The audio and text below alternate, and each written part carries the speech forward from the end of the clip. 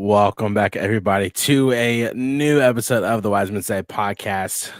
Jerald's back. We missed him last week. He looks frozen, so he might be the one having trouble now. Ty Fisher alongside Jerald Lucas, Derik, Abbott. Oh, there he is. I think. I don't know. Jerald, can you hear us? Yeah, I can hear you. It's so delayed now. Ty Fisher alongside Jerald Lucas, Derik, Abbott. Derik, how you doing, man? Pretty good. Making no complaints. How about you? It's another day in paradise. Obviously the same old. Jerald's back after taking a week off. My friend, how are you? I'm still breathing. Yes, there you go. That's what we like to hear. Just off the record, we do have the Miami Vancouver game on. I would assume we are all Whitecaps fans tonight, right? Oh, absolutely. Cool. Born and raised. Born and raised a Whitecaps fan. All of us are. For one night only. Yes. We had some people pop into the chat already. Manny says, good evening, gentlemen. What a win versus Quakes. I'm glad that we won again at home. Hopefully we can be clinical versus a tough Charlotte team. They are better than their record indicates. Clearly, and we will get more on that here shortly. Connor says, what's up, guys? And my mom says, Joe looks so happy. Freeze frame. We wait, hold on. This is the most best happy face of all. That's the And we see it right now. Right. That was the Saturday morning one, right? I think so, yeah. I probably stayed up too late the night before or something, who knows? No, you probably did. That and technical difficulties. That and that. So, fellas, nothing too much today. Obviously, we're going to touch on the Cruise 2-1 win versus San Jose. We will have a Charlotte FC fan TV popping in about 8:45, 9 o'clock to preview this weekend matchup, a top of the East clinical matchup. And then we'll just touch on some surprising scores and news coming out of the league to wrap up the show. Obviously, we want to thank y'all for tuning in. As you can see, we have a new layout, new background, new layout, and everything like that. So, all you guys can follow us on our socials right there. And our lovely little accolade over to the far left, 45th best MLS podcast, according to Million Podcast. On the Columbus rankings, I believe that you mentioned that we were beat out by Bone and Beam United, potentially. I don't remember exactly. But they are not doing their podcast anymore with all the local radio schedule swapping that they're all doing. So we're going to get bumped up a spot, hopefully. I can't remember what it was. I don't know if it was Bone and Beam or something else. I know that we were fourth. Mm-hmm. I know that we were fourth on the Columbus Crew side of things out of 5. But I think it was Aces, Soccer Speak Easy. Oh, massive report, probably. Crap. Yeah. Never mind. We're not moving up. I did like Bone and Beam United, though. That was good. They mixed a lot of the European stuff in there, which I thought was pretty cool. Yeah, definitely. But, fellas, to kick off the show, we had a very, I wouldn't even say scare, but a very interesting 2-1 win against the San Jose Earthquakes this past weekend. Bruce Arena back in the league. That's always a plus. I guess just the first thing is, the top performers of that game, right? Who would you say were the top performers of this game? Oh, Zawatsky and Arfsten for sure. I mean, scoring the 2 goals, I think. Well, yeah, besides them. I would say Diego actually, to his credit, he couldn't buy a goal in that game, but I mean, he was trying. And I give him all the credit for that because he hasn't scored in a hot second. So I felt like he really made a difference in there. Trying to think. I think everyone just played well. I don't know if anyone, like, outside of the people who scored a goal, obviously, no one, like, really, at least from my vantage point, nobody really, like, shot off the page, but I don't mean that in a negative way by any means. I think that that was a good showing by us against a team that we had a lot of questions about coming into it. If they were going to, we thought that they were definitely going to give us some trouble. Gas Dog and Darlington. Those are the ones that played the best to me. Because Gas Dog making all those nutmegs and back heel passes. Finding Jason there with his one pass that Jason did a fadeaway shot that just went over the crossbar. When he drew the foul, I think that was him or Dylan that megged somebody, and as they were going around him, just got yanked to the ground. And there was no card. And we see that in any other, and another team does that, and that's a yellow card. But if it happens to Columbus, it's play on, play advantage, right? But that's a different story. But Nagby was that fulcrum that tilted the board in which way Columbus was going. Are they going left? Are they going right? Are we going to keep doing the east to west? But so those two alone, I think, played better than even Sean and Mad Max getting the goal. Mad Max, I love that.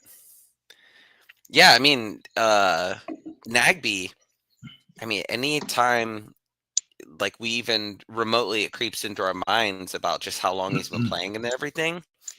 He has these games where he just shows you how clinical he can be in his position, and it's still, you're like, I don't know how long he's got left, but let's sign him for a few more years. I could see him playing for a few more years at this level based upon what we see on every any given Saturday, which I think is amazing. You don't get that very often with peak players like that. I think for me, I really liked how AZ came in and just kind of took control, right? Very high energy player coming off the bench. Able to find Max in the second half for that goal. He looked like somebody with a lot more confidence than what we have seen in the past, right? Better touches on the ball, better passing, being able to attack more. As Manny said, Nagby was crucial in that game. I'm liking how he's dribbling the ball upfield more. Still got those moves. Nagby was also very key, so I agree with Jerald. Obviously, the goal scorers, Sean and Max, were definitely key in that match. Another thing, the turning points for this match, right? Obviously the goals, but I was talking to Bruce Arena after the game, and as Columbus kind of came out very possession like and kind of wanted to play fast, but San Jose really matched it with ease, right? Mm-hmm. And he said, yeah, that was the game plan all along. That was Columbus, that's how Columbus plays, that's how they play. So they were able to kind of match the pace of the game. Was that too fast of a pace game for you guys, or did you like that pace? Because I personally liked it. Oh, I loved it. Yeah, I love that style. I love that way more than like the I know we're like, we have purposeful possession in some teams, and we've seen this in the past with previous coaches where it's purposeful possession, but then they're always constantly kicking it all the way back to the keeper. And then it's just like resetting the board again. And, you do that for a few minutes. I think even from a crowd perspective, you start to lose people a little bit because it's a long game. And I know the the pitch is long and everything, but I think when you're playing fast and aggressive and you've got two teams doing that at each other, it makes it very exciting to watch because you know that literally a goal or a card or anything can happen at any moment, and it keeps everyone's attention. I think you could feel that in the stadium as well, which, I mean, again, it's just, to me at least, a wild swing from what we had in Cleveland when it came to just overall atmosphere, which is to be expected. But it was noticeable when you have that big of a difference. I mean, when you got center backs just sitting there taking a couple touches and then just bolting up the field with the ball, I mean, you're here for the chaos, right? Yeah. Like Steven, he played, I think that was his 100th game, or Cleveland might have been his 100th game with the crew, San Jose. So with San Jose, that was his 100th game, in the original black and gold. But for him, just taking a couple dribbles and then just shooting like a bat out of hell straight up the middle. It's like, hold on. And then racing back to get back into position. But then also seeing San Jose, some of their back line was making runs, coming up. So, I mean, it was a ping pong game going back and forth. It's just, I think when Columbus scored that first goal, I think that sort of, I'm not going to say it broke San Jose, but after that first goal and then Columbus getting, Manuel, you're fired. I mean, I was going to say the same thing too. You're fired. No,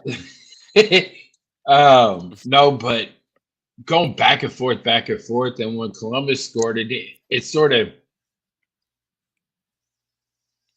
I'm not going to say broke their spirits, but it sort of got them down. And then, when they got that goal back and leveled it, it was like, okay, we can play with them. But then here comes Diego with all these chances, 1v1s, 1v2s, and still getting a good shot off. And it's just, I think the goal, stretched out a little bit on a couple of his shots, but hey, he's gonna get it. San Jose ties it up. Joseph Martinez just doing Joseph Martinez things. I would assume we all can agree with that, right? Mm-hmm. But the defensive resiliency by the crew after going up 2-1 from probably about 65 on to the end of the game. Absorbing the pressure from San Jose, were you guys kind of nervous in any of those moments of like, oh, hey, besides the goal being taken back, which 100% is a handball, by the way, were you guys kind of on edge with how this team has a history of not being able to close games out, especially being in the lead? I was, because there was a couple of passes that was there in that box that had me like my heart beating like, hold on, that's a little too close. And like we've seen those type of passes get capitalized on by teams. Case in point, our little sisters down 71, in 2023 with Philip Quinton and Wait, really quick. The game ball just absolutely deflated in this game. Oh my. I don't think I've ever heard of that happening. Anyway, continue. Sorry. I just had classic. To that. That's classic funny. Two MLS teams playing each other.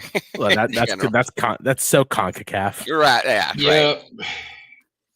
No, but we've seen that where just like uh Philip Quinton and Schulte down in Cincy in 2023. With passing right there, and Lucho just capitalizes on it. But I saw those passes on Saturday, and I'm like, come on now, like heart skipping a couple beats, looking at the time, like just clear the ball, Right. But they absorbed that pressure though. Gives me confidence for the future too.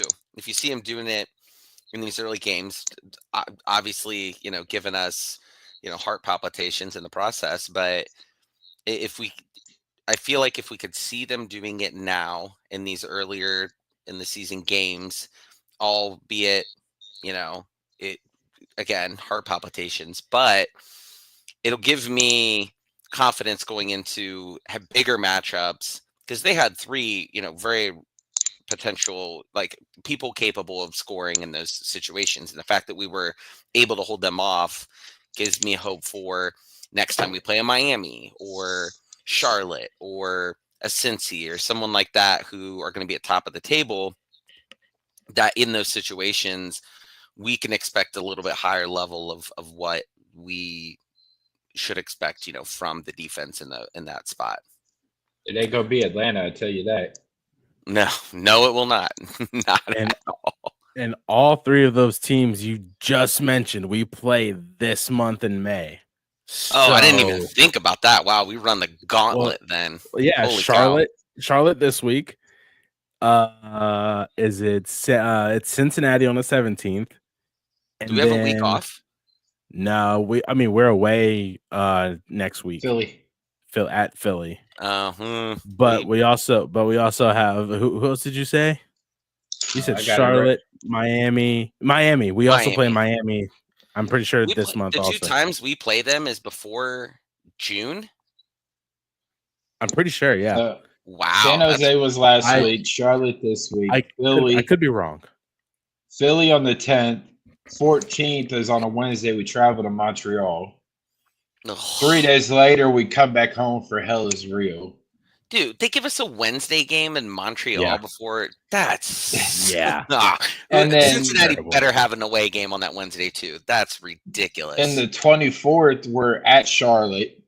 Yeah. 28th, we come home to Nashville, and to end May, we're at Inter Miami. Yeah. Whoa. You know what?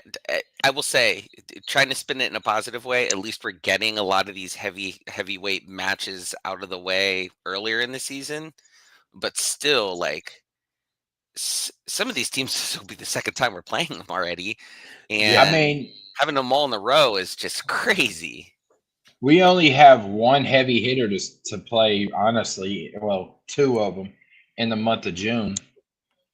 That's good. We start off with Vancouver, then we're home to Atlanta, and we're home to Philly. That's our only 3 games in June. That's brutal. Yeah. Manning goes, what frustrates me is when we allow poor handling. Yeah, when we allow poor ball handling center backs on opposing teams to have time on the ball and then go long to speedy or strong center forwards. We can't let Charlotte go too long. We can't let Charlotte go long to Ajimang. Yes, that is absolutely true. How I would love to have Patrick Ajimang on our team would have been an absolute masterclass by Issa Tall. But we have to wait till the summer, which is fine with me. I like our team the way it is. Yeah. Just Ibrahim is. Who's that? Oh, Aliou Ibrahim. Oh yeah.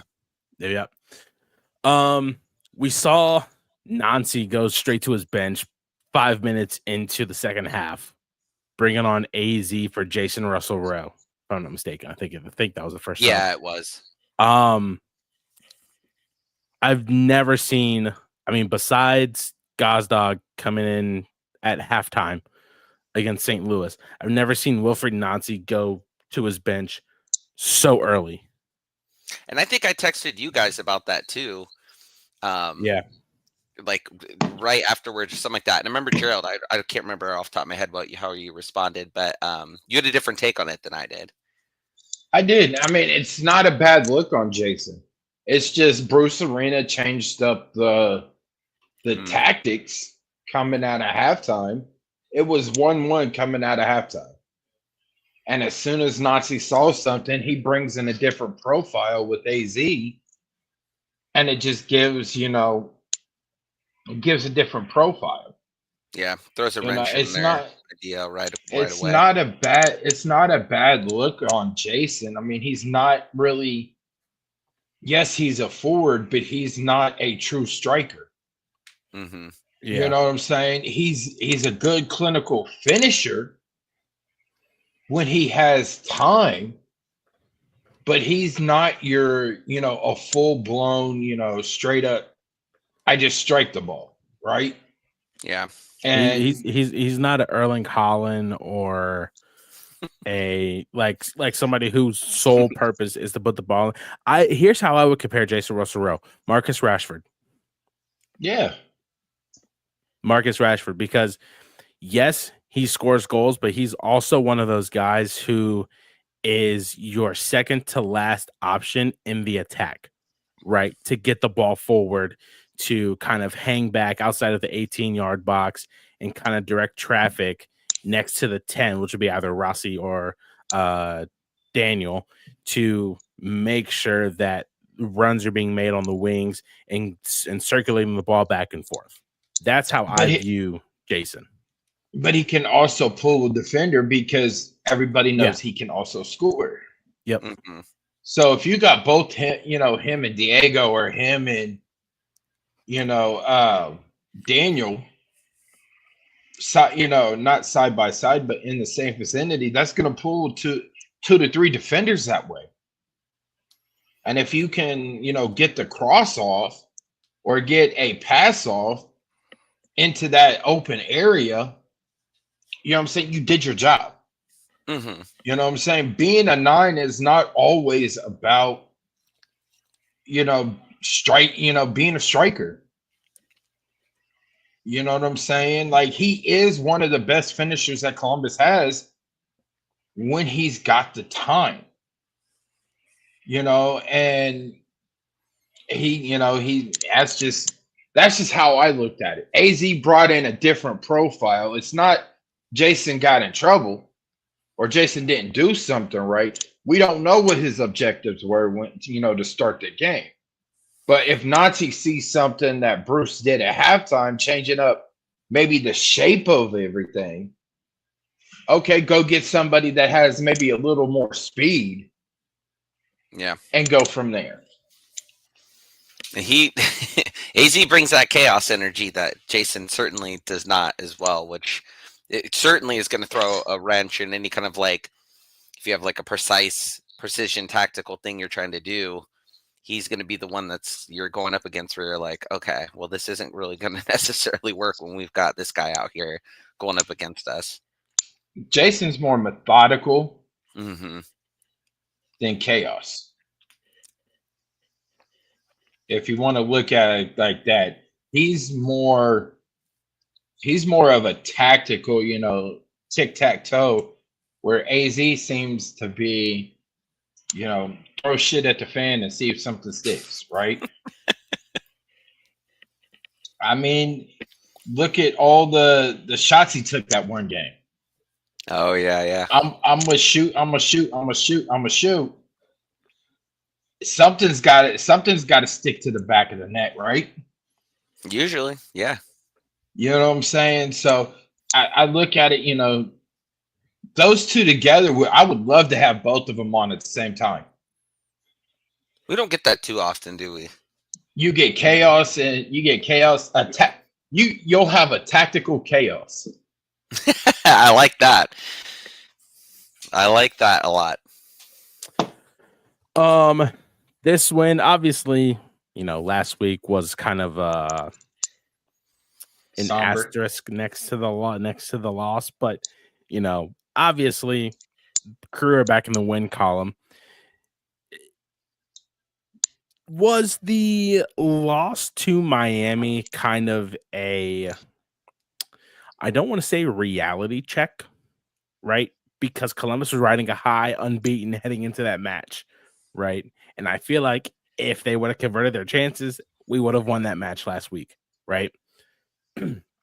But was last week kind of, would you say it was more like a fluke loss, or was it a reality check that now that they have suffered their first loss, now getting back in the win column will kind of propel them to stay, I'd say, between 1 and 4 in the Eastern Conference? I'm gonna let you go, Derek. I mean, I think anytime Jerald says that, he's going to have a lot to say because he has. he's ruminating. Which is fine with me. No, I mean, I think that there are certainly. Last week I said I thought that it was a bit of an anomaly to a degree, and I wasn't necessarily taking a lot from that game in particular because I didn't think, from an offensive standpoint, we necessarily played the greatest until towards the end of the game where we were starting to get shots off and everything. But I think there is a positive outcome from losing that game. Is you're riding on a high going into it. You lose to a really good team in and of itself. But you also, it gives you time or the ability to reflect back on like areas where you could improve upon, or to make sure that, and I don't think this would ever be the case on this team, but in general, even like you don't want people to get too overconfident about what they're doing, because that's usually when you start to trip up. So I probably gave them a chance to look at some things and different areas where they can improve. And I'm sure that they will explore those things that they've kind of learned when they play Miami at the end of the month. But, overall, I don't look at it as anything huge and polarizing for the season in and of itself, just due to the nature of that game in particular. But that's just kind of, thinking back on it, and what you kind of said, Ty. So, Derek, you're saying that it was pretty much a fluke loss, right? I wouldn't say fluke necessarily, as much as I could, if I could nitpick on various aspects of the whole situation that could certainly have been reasons why maybe they didn't play as well as maybe what we anticipated when we were making our predictions and stuff like that. I will say it was a fluke loss. Oh, okay. I didn't expect you to go there with it.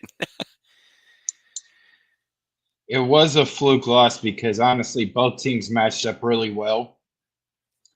And if you could keep the greatest soccer player in the world in your hip pocket and not allow him to do anything, yeah, he had a couple of chances. So did Denny Bwanga in Leagues Cup and MLS Cup.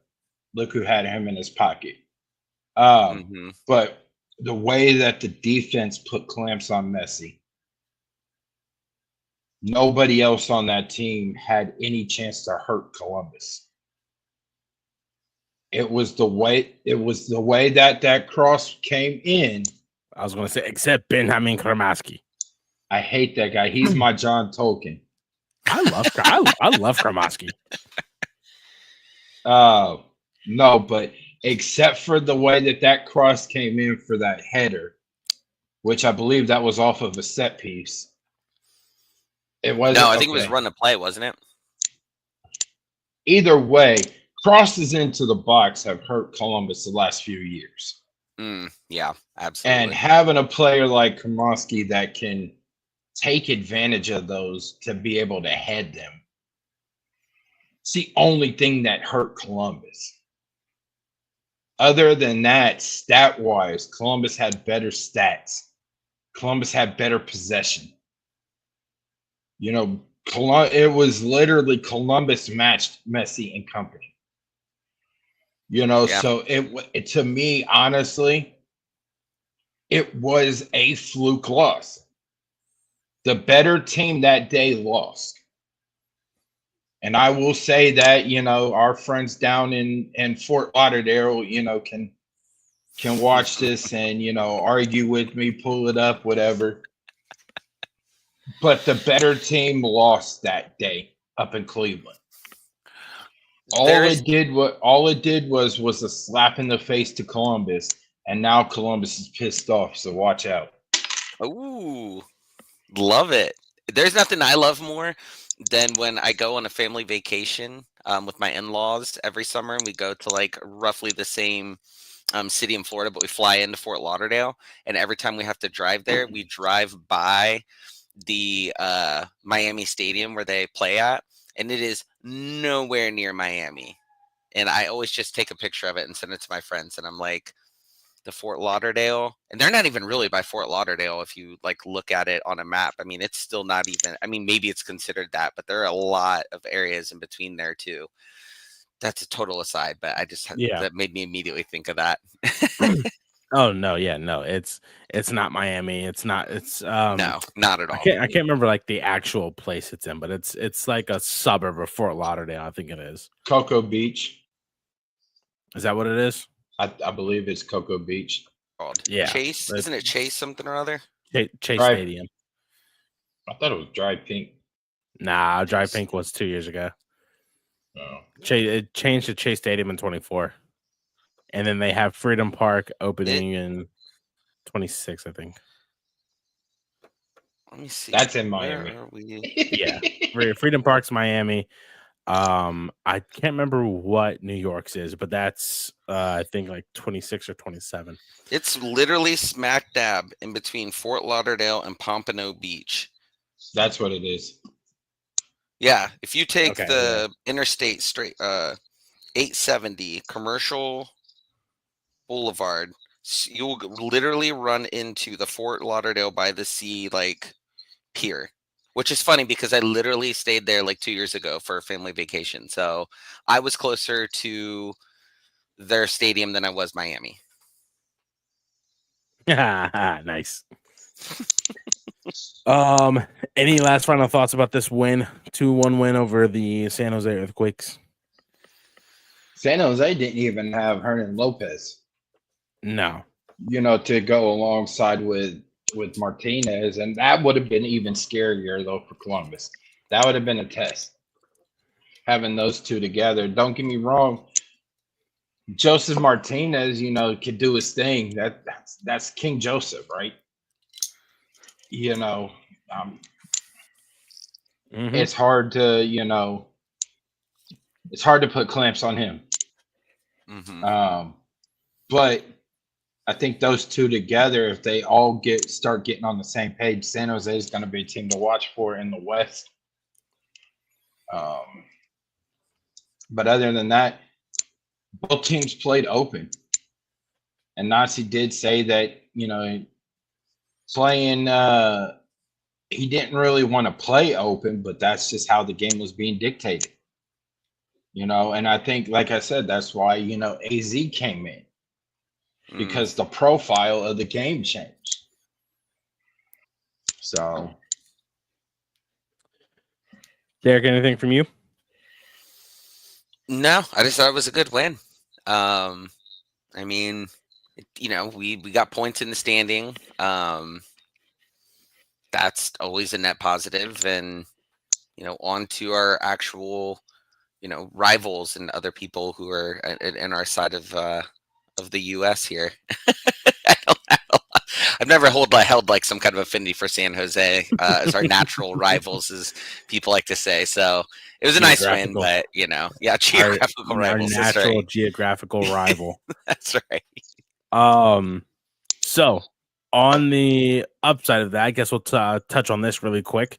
Any MLS? Well, actually, let's take a look at the updated standings really quick.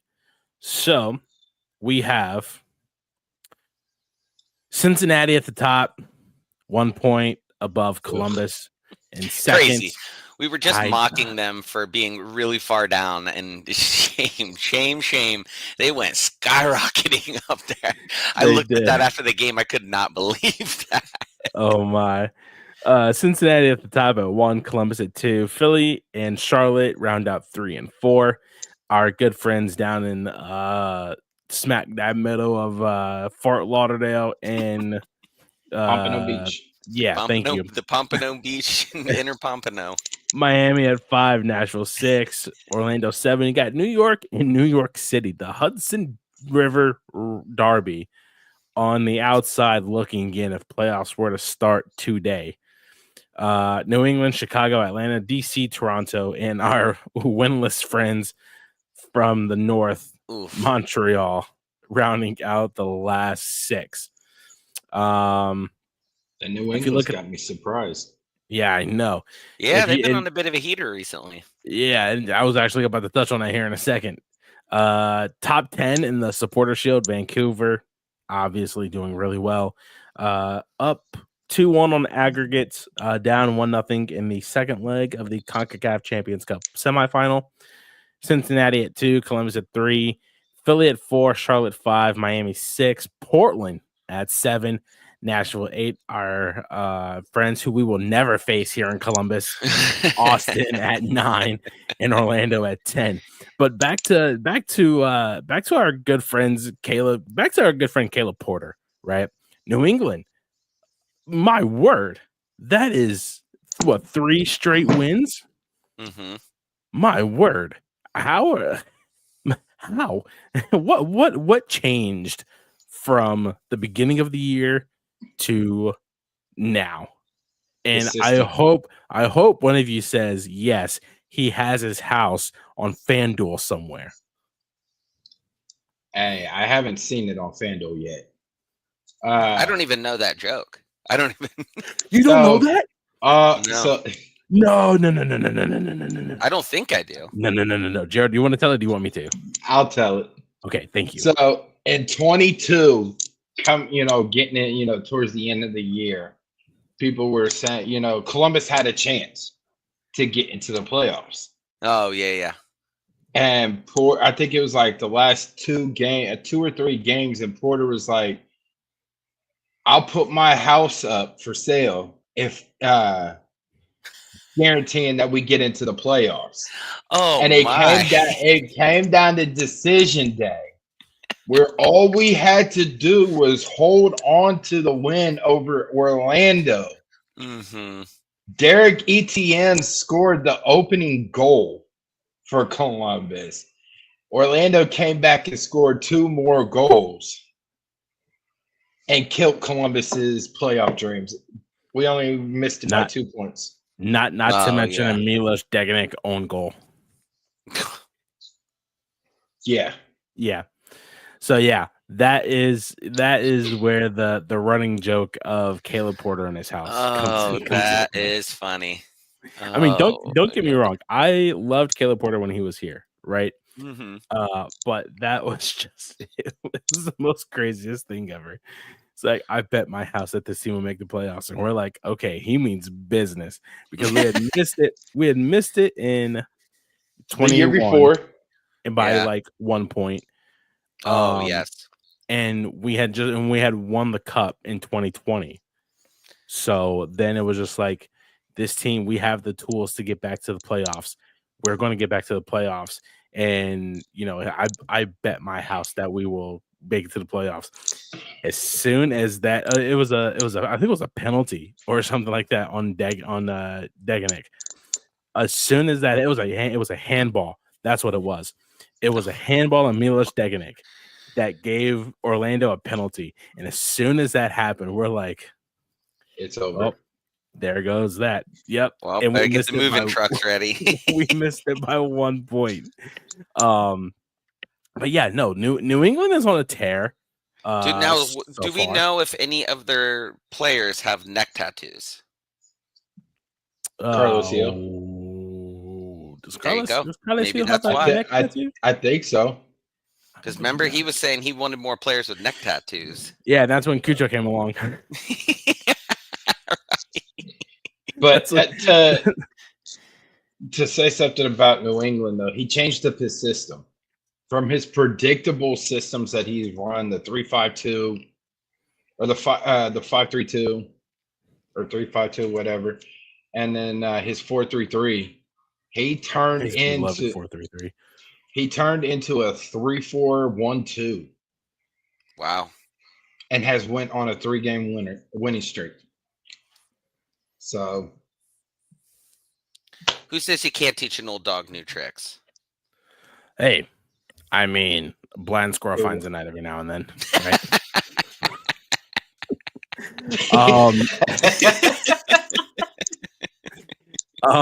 Any other scores kind of surprise you from the weekend? I mean, because I could probably look at Nashville. I was gonna say, didn't Nashville do something? Oh my God, Nashville put an absolute I don't even know the correct term, but oh my God, yeah, 7-2 over the Chicago Fire. That's right. That's what it was. Teacher versus the Apprentice.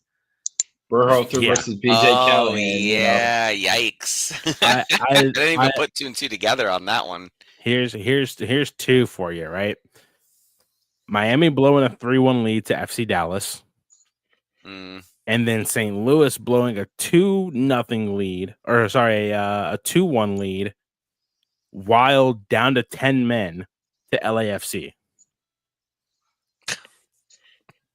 Yeah. So, I mean, I get it, it's LAFC, but like, you guys were so close. St. Louis was so close to winning their first matchup against LAFC, and Bouanga scored in like the 90+5.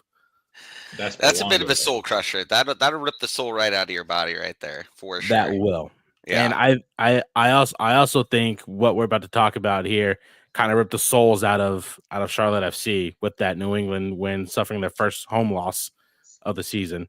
And to kind of segue into that, Charlotte comes on the road to Columbus off of a 1-0 loss against New England to a team who won 2-1 against San Jose Earthquakes.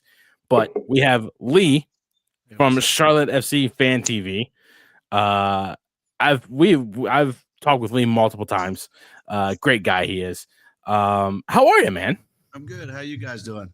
It's another day in paradise, sunny and very humid here in Columbus. I don't know about where you are. Sunny, but I wouldn't say humid yet, but I guess that'd be like June, July is typically when it's sticky. Fair enough. I guess the best thing to kick it off is, Crew Charlotte. This game never disappoints when these two teams meet up. Just coming from the Charlotte side of things, you get a tough loss against New England because of Matt Polster and whatnot. But just overall, what was the I guess the reasoning to like the goal standing? Because I think he was offside by like at least an inch and a half. We talked about this last night on our live, and I guess it's just really the camera angles, right? To me, like at least from what I saw, he was onside and it was a goal. But if you listen to our coach Dean Smith, he was bitching about the forwards jumping into our defenders. The referees sort of incompetent, and after our games, like when we do the fan interviews on the streets too, people are always bitching and complaining about the refs, but I tried to kill that off. But this last game, it was terrible. I mean, we had our chances early on for sure, and we just didn't finish. I mean, and so. New England came in, they took their one chance and they scored, and then they just locked up shop and got in Zaha's head and everything else. So, I mean, kudos to them. They came in and did what they wanted to do, and they did exactly what their game plan was, while we sort of just bottled it, really. So, yeah, I mean, looking at where's the stats at? Looking at the stats here, you guys absolutely dominated in the shots. Yeah, we only have target though, right? So I mean, you can shoot long if you're not putting them on target. What's the point? Passing accuracy is off the wall. Possession, obviously Dean Smith does really well with possession with you guys, but was it just? I mean, that has to sting a little bit, right? I mean, you guys have made Bank of America Stadium, right? Yeah, the fortress, whatever you want to call it. Yeah, it's been an absolute fortress so far this year. Yeah. But now coming on the road to, I would say another place that has just been an absolute madhouse for the league, to Columbus. How do you expect the team to kind of turn around from that loss and come into Columbus and hand Columbus their second loss of the season? Well, I mean, typically we're not a road team, right? So I was hoping when we beat Montreal the other week on the road that sort of got the monkey off our back.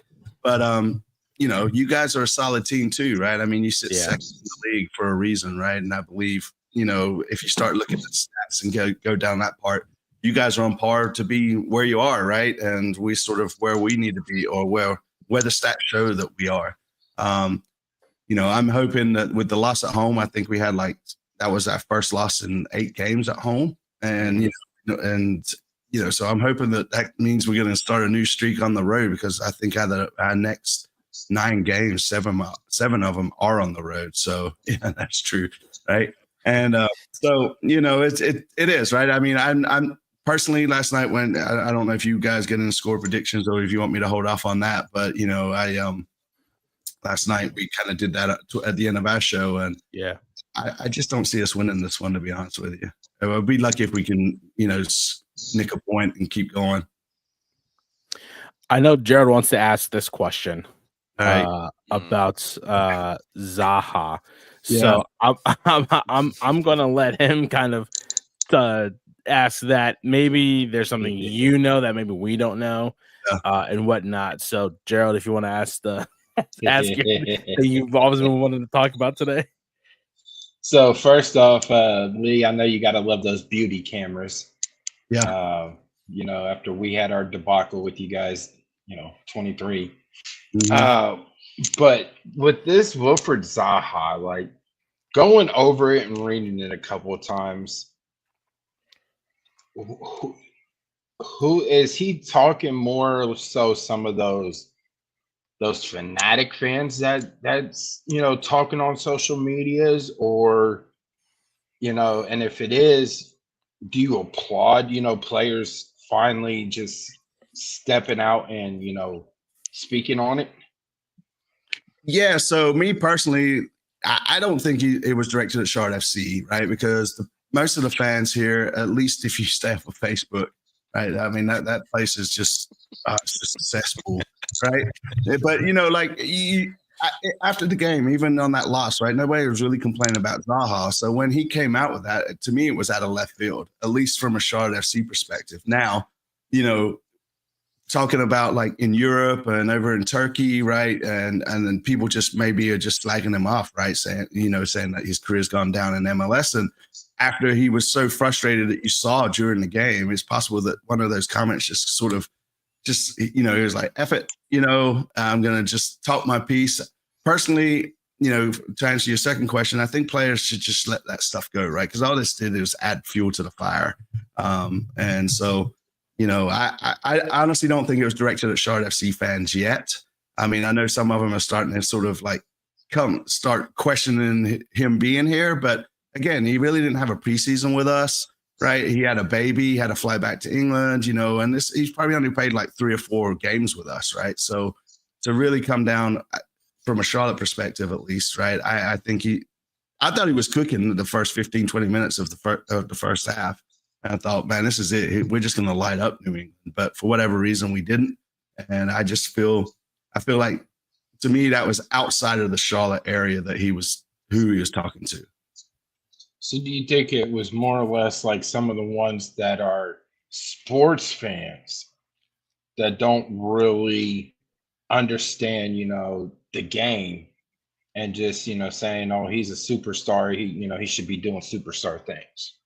Yeah, I personally think it's probably a lot to do with, folks over in England that were either upset with him for leaving Crystal Palace, right, and then going to Turkey, and then he was supposed to revive, because to me he was a big fish in a small pond at Crystal Palace, right? He went to Man U, didn't really make it there. He carried Crystal Palace on his back. There's no doubt about that. And then he went to Turkey. And, for whatever reason, it didn't work out there. So then it's well, you come to the MLS, right? Now, folks outside the MLS the Euro snobs, if you will, right? Sort of gatekeep soccer. And, and everybody looks down on MLS. I mean, I'm originally from England. Until we had a team in Charlotte, I could give two shits about MLS, right? And now I'm in it and doing this sort of stuff. It's sort of like, it's got its quirks, right? But you sort of learn to accept it, and that's MLS, and that's what we love about MLS. So, I could just see those folks that were over in Europe that were just kind of always trolling him, and somebody obviously put a comment out there that just sort of, how it is. Like some days you just pissed off, right? And you just go off on people. I mean, social media gets you if you're not careful. Yeah, those discords will definitely get you. Yeah. Kind of to reel things in back to the game. Yeah. Player spotlights. Who besides Patrick Agyemang, right? Because that guy is I feel like he is you can't guard him. He's like a 6'7" LeBron James of MLS. But besides him, or if you want to say him also, who would the Columbus Crew need to kind of contain? Definitely Pet Bill. He's on fire right now. And the concern for us here in Charlotte is he went off early. He's been complaining the last 2 games about like a tight hamstring. And then in preseason, he had like a knee injury. But without him, he's setting up the assists. He's scoring, and if we keep him in the middle up top there, I mean, that's the guy that he's pulling the strings for us right now, the puppet master, if you will. Mm-hmm.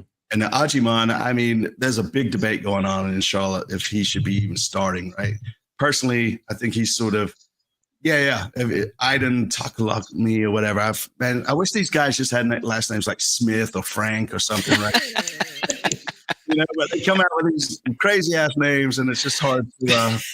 But yeah, I mean, there's talk about like who should be starting, right? And is Agyemang, is he just getting these accolades because now he got called up for the men's national team, right? I don't see him being called up for the World Cup by any means. And then, of course, he scores. But then you have players that are good for the country and not for their club. So, it's we'll see. I mean, Agyemang is a beast. My only complaint with him really is his first touch. Like if we need him to hold up the ball, he doesn't seem to do that well. And then obviously making those runs into the box, right, when somebody's going to whip that ball in, right? So, but to answer your question, I think Pet Bill is more dangerous to me than what Agyemang is. Like if he doesn't start this week, man, we're definitely going to lose. Bill? Pet Bill, yeah. Okay. Derik? Do you guys still have the one from Israel? Abada? Yeah. So again, right? We paid like $8 million for him. I think he's our most expensive signing, and if you go look at the stats, right? He's up there in goals scored, I believe, but it's still early days in my opinion, right? You scored 2 goals in a game, right? That's going to jump you up in stats real quick here at this time of season. But I'd like to see more production out of him, like being more involved. In my opinion, he doesn't help out on the defensive side. That's why you'll start seeing like Dean Smith sub in Vargas towards the end of the game or the middle of the game, about the 60th, 70th minute. But yeah, I think Abada, if he's on, if he's on, he's on. But sometimes he just goes missing in games. So, and yeah. Obviously, the matchups that we've had both in Charlotte and in Columbus are no shortage of theatrics in one way or another. Yeah. What's been your most memorable one so far? Just there's a laundry list of things you can pick from what's happened in these games, but since you've been covering them, what's the most memorable thing between Columbus and Charlotte that you've seen so far? That's a good question, and really it's not so much on the pitch or the one that has the most memories for me. It was when we had the rainstorm and it got canceled and under there for 2 or 3 hours because they were like, if you leave, you can't come back, right? And it was just so good, and everybody's just packed in there.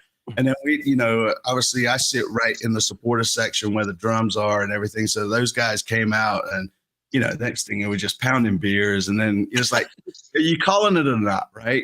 And I believe we needed a result out of that, right, to make the playoffs or that year. And I think, and I think they stopped it in the 17th minute or something crazy. Yep. And then I think, at the time Kristen Fuchs was playing for us and he ended up getting injured, so he couldn't start right on the replay. And so I felt that kind of that hurt us a little bit. But yeah, just what we were doing while we were waiting for MLS either to call it or not, right? But knock on wood, man, we've been pretty lucky the last year or two with the thunderstorms. But you know how it is, right? They just show up and they just open up. So, but yeah, that was the best, just because there was a lot of friends there that are no longer with us, that we just sat and we just cut up and had a lot of fun. So we were in the press box. Lucky you guys. Yeah. We were in the press box and we're like, I have no idea. But as of now, apparently there's a 50% chance of rain in Columbus on Saturday. Yeah. It could rain or it could not, right? Yeah, honestly. So obviously there's probably a lot of new Crew fans that have not seen Charlotte play yet, right? If they have, it's probably highlights. But for the first time, they're going to see the real Queen City for 90 minutes. For 90 minutes on Saturday.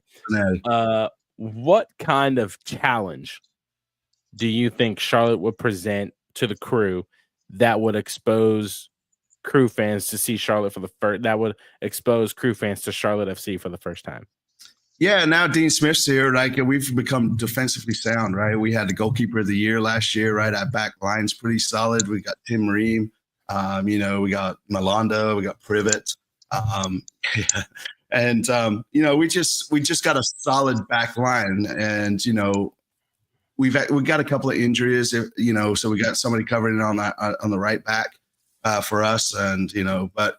Yeah, it's going to be hard to break us down, right? We're definitely not pushovers, but for some reason we just can't score or get that win on the road. So, it's going to be a good game. I think it's going to be a good matchup, right? In my opinion, it's a 6-pointer, right? If one of us happens to win, it's definitely going to put that gap between us. And these are the sort of games early in the season that count, though, come like September, right? So, yeah. Hopefully we can, like I said, I don't foresee us. I won't put money on us winning, but I would hope we can at least get a draw out of it. Jerald, Derik? Who is going to be, if you could pick one or two matchups for Saturday, who are the 1 to 2 matchups that we should, not only us, but everyone around the league should watch? Yeah, I mean, at least from a Charlotte perspective, is it really going to, like, our midfield's, like, I've made fun of it most of the season. It's like, we're like a donut, right? It's like essentially people are just playing straight through the middle. Like, we've got no center. But like last week, Westwood's, stepped up, and he's that captain, right? Actually, Westwood. And he did well. If he plays well, and then, again, it's really going to be, again, maybe Zaha's got something to prove this week, right? And hopefully he lights up, right? Ajimana might have something to prove too, especially because, again, in Charlotte, there's a lot of rumblings about who should be starting right there as a striker. But yeah, I mean, it's really good. It's just going to be if you guys can control the midfield, you guys are probably going to get us, right? But if we show up and like actually get stuck in and have a good game, maybe we'll do what New England did to us, right? We'll make it really chippy, start chirping and all that fun stuff. And but yeah, I mean, the midfield battle, right? I think is going to be where it's at. This is a quick, broad question, but we obviously just came off of a game where we played up in Cleveland as a home game for the Crew. And I'm, curious, as having a team that plays primarily in a football stadium, like as for home games, have you been to any away games that are like soccer specific stadiums? And what do you have, do you like one versus the other from an atmosphere perspective? Or do you notice a difference now that you're used to a little bit more playing in a football stadium versus a soccer specific one? Yeah, that's a great question. I mean, every year I try to pick a new city to go to, right, that has a soccer-specific stadium. So, like last year, for instance, I went out to Arfsten. Our very first game was against DC United ever, Where else have I been? I've been to Nashville, right? So this year I'm going to Chicago. I know they don't have really a soccer specific stadium, but I was like, screw it. I was hoping we get San Diego away, but they came here to play us. So this year I picked Chicago because it's the middle of the summer and I was looking for cooler temperatures than down here in the South. But to your point, right? I guess it's a lot different. It's kind of hard to answer that question simply for the fact, they put us away fans way up here at the top. Oh, yeah, good point. Everything's happening behind the goal, right? So in Charlotte, I'm literally like, 10 rows up behind the goal in the supporter section. So like some of our fans bitch because they can't hear the chants or whatever. But, when you're in it, I mean, it sounds like, the whole stadium's doing it. So, I mean, we average about, I think the bottom bowl for Charlotte holds about 35,000 fans. And we typically, tickets sold, right? Whatever you want to call that. We have like 33,000, I think, so far average this year. But you can sort of, at least in Charlotte, start seeing that sort of the crowd dwindle. But, Charlotte's the only team that's winning and making playoffs, right? The Panthers ain't doing it. The Hornets ain't doing it. Right? Canes all the way out there in Raleigh, which is like, a good 3 hours from here. So, it's yeah, I don't know. I would have preferred a soccer specific stadium, but unfortunately, we have to let the Panthers play in that stadium. Unfortunately, well, I'll tell you what. Is it the Poznan? Yeah, that's so cool. I love that. It's so much fun, and the reason we started out was because our very first, players that we had 3 Polish guys, right? And so we just kind of did that for them, and it just took off around the stadium. That and the national anthem is really cool. Yeah. Oh, I do love the national anthem, which is dope. All right. So great insight on the Charlotte end because I've watched a little bit of you guys, but not really like too much. Right. Yeah. Well, I mean, you just get overwhelmed with it all. Oh yeah, for sure. But now you brought up earlier prediction time, right? Mm-hmm. So we'll go around the horn. We'll start with you, Lee, Derik, Jerald, and with me. So Lee, what you got? Yeah, so going off of what I said last night, I think we lose 2-1. Oh wow. Yeah. That's very. I thought you were going to go draw. You were talking about you hope you get a point out of this. I'm saying I hope we get one, but again, just going off of our history of road games, I feel like and you guys are cooking right now too, right? So, again, if we can get a draw or win, great. But I think if you're really asking me, we're going to lose 2-1. Right, Derik. Yeah, I was going to say 2-1 also. I could easily see it being like a 2-2 for sure, just because of the craziness of these games and like weather or referees, a camera being in a weird spot, whatever it may be. There's always something, right, that we're inevitably going to have happen. So I'm going to say 2-1, but I would not be shocked at like a 2-2 by any means. Yeah. We don't have no beauty cameras here at our stadium. That we know of yet. What'd you say, Jerald? 3-0. 3-0? Oh, that's a reach. Look at that, man. That's a stretch. That's a reach. If really quick, Lee, if there's one thing you should know about Jerald and his predictions is that he goes bold, right? So no, like it could be, we could talk about how great an opponent is. I'm gonna go 5-1 Columbus. Okay. Well, let me ask you this. So to that point, right? I mean, is he typically right? Please say no. You did get one right the other week. I don't remember what it was. There was something that you had like either right or very close. Yeah, I forget. Oh, Pro's website is currently down for maintenance. Sick. I was trying to see who the match officials were, but I don't know. Usually I am like somewhat close with my predictions. Yeah.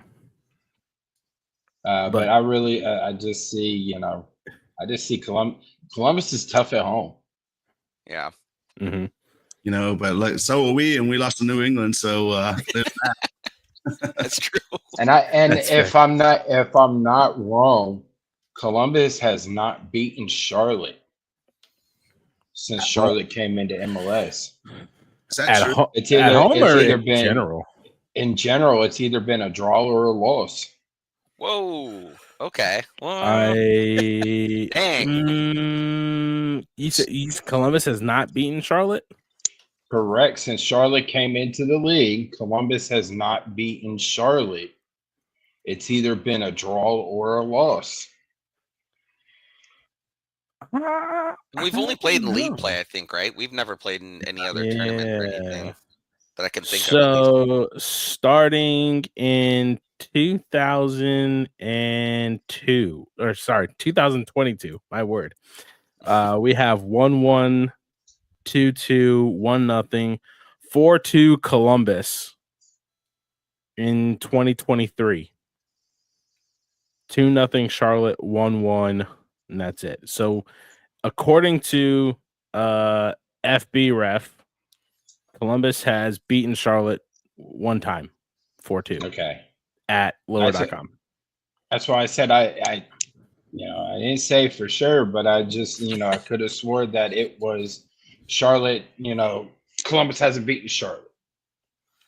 So there was that one, 1-0 loss or 1-0 win. So 1-0, yeah, for Charlotte. Yeah. Charlotte has 2 wins against Columbus. So I mean, given history. Yeah, no clean sheets are apparently, so that's kind of goals to be had, I guess. Yeah. We beat them 1-0 in 2022 at home. 2022, I only see 1-1 and 2-2. I'm gonna go 1-0, and I feel like it's going to be one of the most obscure players for Columbus to score a goal. It's probably going to be like Amundsen that scores a goal, right? But it's going to be like super late, right? I'm going to sit there. I'm going to have my recap ready to hit publish. My ending is going to be done for, and then Amundsen's going to score on like the 90+3, and I'm going to have to rewrite the entire thing. So. You just hit delete. Scratch it. It's going to be a keeper goal. Oh my! Right. But no, I kind of agree with Lee. Like, I think the midfield battle is going to be very, very intense, right? Nagby, oh crap, who else is in the Dylan Shambo? I think, I mean, Nagby's the most fouled player, so obviously when he's on the ball, Charlotte's going to want to get that ball from him, right? Because he likes to dictate play. That's one thing that he loves to do. But I think that midfield battle is going to be rough for both teams. So I think a 1-0 win. I might even go on a stretch to go 1-1 draw. Honestly, I do think Charlotte gets a goal. If I'm going 1-1, so I don't know. That's just me though. So I stick with my 3-0. 3-0. So we got 2. Did you say 2-1, Lee, or 2-1? 2-1. Derik, you said 2-1 also. 2-1, 3-1, 1-0. All right, so we should really keep track of like the scores and whatnot. Yeah, we're actually talking about on our show, like just to do like a league, right, of results and see who wins. Who's actually good at predicting these things? Yeah, definitely. Jerald, Derik, anything else for Lee? No, just have you come up here before, Lee? Have you been to a game up here? No, no. I've been Cincinnati. I'll come up there. I've probably next season. This probably would be my away game because they give us they have a program. I don't know if you guys have it where it's like up and away where they'll cover our tickets for us. That's awesome. Yeah, so depending on how many season tickets you have, right? That's how many you can get, but you can only get it for one game. So this year I picked Chicago. Probably pick you guys, depending on when we play you guys. If it's too early in the season away, probably not. Yeah, this weekend's like high of 50 and 50% chance of rain, so you don't want to come up here. We're over here just sitting on 75, 80 degrees right now. Keep that down there. No, screw Arsenal. Screw Arsenal. You didn't win the league. You're not winning the Champions League. Come on, you Spurs. Come on, you Spurs. Screw you, Dixon, man. Lee, thank you so much for popping on. Hopefully we get you on again on the return leg to Charlotte. Where can the fans of the Wisemen Say podcast find you at? Yeah, we're on everything on socials at COTFC Fan TV. If you love good banter, follow me on Twitter. Follow us on Twitter. I'll give it back. It's just as good as you give it. So, yeah. So, what do we call Tottenham? The Kings of Europe this year. That's right. Come on. We own, man.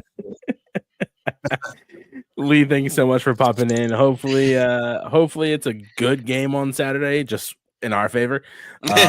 But nonetheless, I'm looking forward to seeing you guys in the playoffs this year. And yeah, man, thanks for stopping in. Thanks, Lee. Yeah, nice meeting you guys. Take care. See ya. All right. So really quick for the Columbus side of things, Jerald and Derik, what are we thinking, right?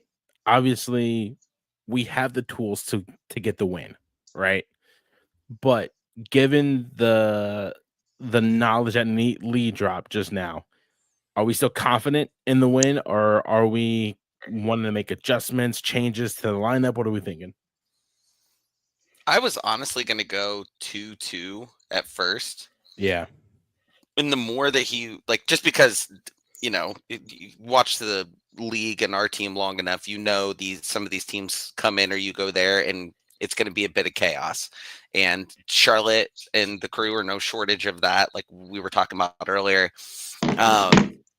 But I felt like then, as he was talking about it, like having that everybody's kind of been able to have success going through the middle. And I know it's typically not necessarily what we tend to do. We tend to try to stretch east and west a little bit more in terms of getting passes around, different things like that. But I feel like our midfield is pretty strong. So that made me a little more confident in that. So I think if we could find a way to get it to that point, and obviously getting the ball to Nagby and letting him kind of be the field general is crucial to that. But as he was kind of bringing that type of stuff up as like some of his analysis, I was like, you know what? I think we can win this game. And as we were talking way before that, you said the Philadelphia away game, and I don't know why, but that just makes me feel like that's going to be a draw for sure. So I was like, I don't see us doing 2 draws in a row necessarily, even though we've kind of already done that at this point in the season. But those are the types of things that are kind of creeping my head as he was talking about some of the tactical breakdown of their team so far. Jerald? What was the question?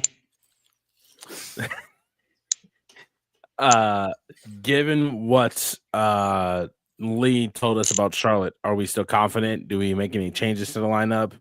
How does Wilfred Nancy go about this? Keep the same lineup. Mm-hmm. Keep the same lineup. That's all. Honestly, that's all you need to do. Like, you've been playing the best soccer so far this year. You're still tops in goal for and also goal differential. You lead. I think you lead you're in the top 5 maybe of passes. Passes completed. So I mean, you got a defender that leads with touches. So I mean, yeah, I don't know if he's leading anymore, but you had a defender leading the league in touches for a while this year. So I mean, I honestly, I think Yevon does start. I think that's the only change up. Yeah, is Yevon starts, and that way you give Dylan a chance to rest. Or even if Yevon does start, he's playing.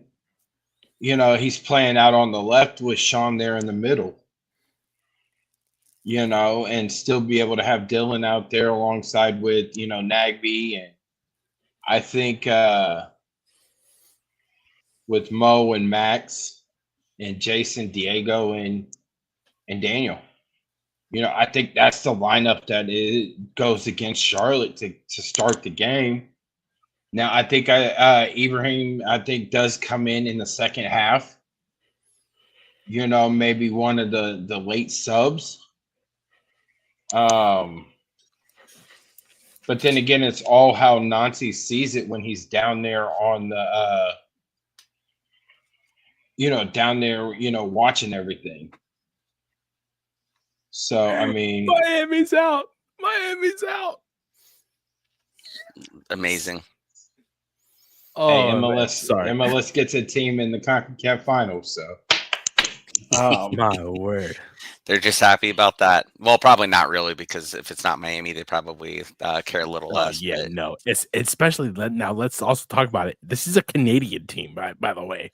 Oh yeah, This is a Canadian team, by the way. So I mean, if it's one thing if MLS is mad because it's not Miami, it's another thing if MLS is mad because it's an MLS team that's Canadian. yeah. and not Toronto. They're crown jewel of the Canadian teams. No, not at all. Sorry, Can we talk Jerald. real quick about didn't want to interrupt you. Ibrahim, and how when we got that trade, or that, however they're referring to it as, I saw a lot of the Houston fans were happy about it, and we're kind of crapping on us for getting him. And I'll be the first to admit I don't know a lot about him in general, but I just want to see if either of you had any thoughts on him in general and why maybe they were happy to jettison him out of there, whereas we were happy to get him. I mean, not happy, the front office, not necessarily the fans. He didn't fit their system. Mm. Yeah, he scored 6 goals last year. Hasn't really had too much production this year, but it just, with the changing of the system that they have, they got rid of Coco, they got rid of Hector. Yeah. I mean, Artur is still there, but he just doesn't, Ibrahim just doesn't fit the system now, with what they're trying to do, and giving them, an international slot plus cash. I take it. That just means we have Gams still to play around with for the summer. Yeah. So I didn't get a chance to go to media today. I had, a couple doctor's appointments, but I'll try to be there tomorrow. Have they let him talk to the media yet? Mm-mm. No. Mm-mm. I think the biggest thing with him, though, is the fact that he is a forward, and I'm pretty sure they played him out of position a little bit in Houston. Ben Olsen played him a little bit out of position, right? He's a forward, but he's more of a 7 or an 11 and not a 9, right? He's more of a winger than he is a striker, right? Okay. And they played him at striker, where 6 goals is at least a benchmark for your first time in the league. But when you're playing out of position, right, it's kind of hard. Yeah. So I think that's why Columbus brought him in to play that wingback style, so he's more comfortable and service towards Jason, Daniel, Diego until we get a 9 this summer. That will be on the end of that to complement the service that he'll get from that left-hand side. So other than that, I mean, let's beat Charlotte this week and hopefully get some 3 points. That would be nice. Any final thoughts, fellas, before I drink to the happiness that is Miami getting eliminated from the CONCACAF Championship? I don't think I have anything. Nothing? All right. We want to thank you guys for tuning in. If you guys have watched us here live on YouTube, make sure you guys hit that subscribe button, turn on post notifications bell so you guys get notified whenever we post new content. If you guys are listening to us on Apple, Spotify, Amazon, iHeart, Overcast, Pocket Cast. Thank you guys for listening all the way to the end. Be sure to leave a rating, comment on our show. You guys can follow us on social media, Instagram, at the Wisemen Say Podcast, here on YouTube at the Wisemen Say Podcast. You guys can follow us on Twitter at Wiseman Pod. You guys can also watch us on Goals TV at the Wisemen Say Podcast. You guys can follow Derik on social media at Funky Moses 17. You guys can follow Jerald on social media at Jerald_Lucas96. And you guys can follow me on social media at Fisher_Tyler__. We want to thank you again for tuning in. Stay safe. Stay, Joe, my friend. As tradition goes, Wiseman say, only fools rush in. Peace out, everybody. Have a good week. Stay safe. Stay cool. Stay hydrated. Hug your loved ones. Go Crew. Stay wise, y'all.